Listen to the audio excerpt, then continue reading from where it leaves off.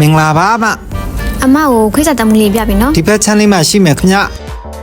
ခွေးစားတမှုလေးတွေဆိုရင်တော့ကျွန်တော်တို့မှာဟောင်ဟောင်နဲ့မင်္ဂလီနဲ့နှမျိုးရှိပါတယ်ခင်ဗျဟောင်ဟောင်ဆိုရင်တော့ကြက်စင်သားနဲ့အမဲသားနဲ့ရှိပြီးမင်္ဂလီတဲမှာတော့အရသာအစုံရှိပါတယ်ခင်ဗျ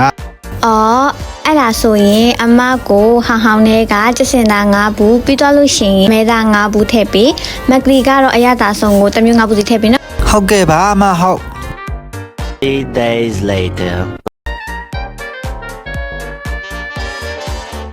မင်္ဂလာပါအမဒီနေ့ရောပါလေးထပ်လို့သေးလဲမခုနေ့ကဝယ်သွားတဲ့ဟာလေးလေးအရက်ကလေးတအားကြိုက်လို့အဲ့ဒါထပ်လာဝယ်တာအော်ဟုတ်ကဲ့ပါအမဟုတ် eternity later မင်္ဂလာပါဟဲအမဒီနေ့လည်းထပ်တွေ့ပြန်ပြီနော်ဟုတ်တယ်အမအရက်ကလေးကတအားကြိုက်တော့ဒီခါလေးအများကြီးဝယ်မှာဆိုရှော့ပေးဦးနော်ခုနေ့ကယူနေတဲ့တန်ဘူးလေးတွေပဲလားမဒါပေါ့ months later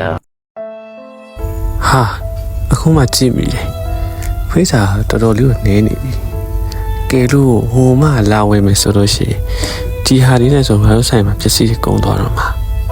ပစ္စည်းတွေကုန်သွားတဲ့ခါကျလို့ရှိရင်ဆိုင်ရပိတ်ရတော့မှာဆိုင်ပိတ်သွားလို့ရှိရင်ငါတို့ကလာစားမရတော့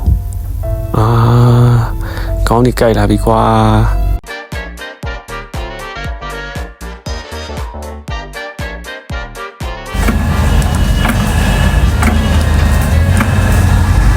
ဘာကိစ္စတကောင်းမဖွင့်ပေးရတော့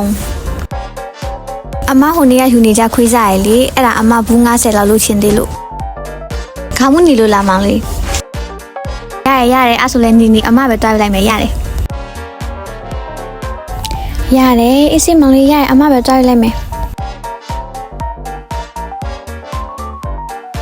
ဘလို့ဖြစ်တာတော့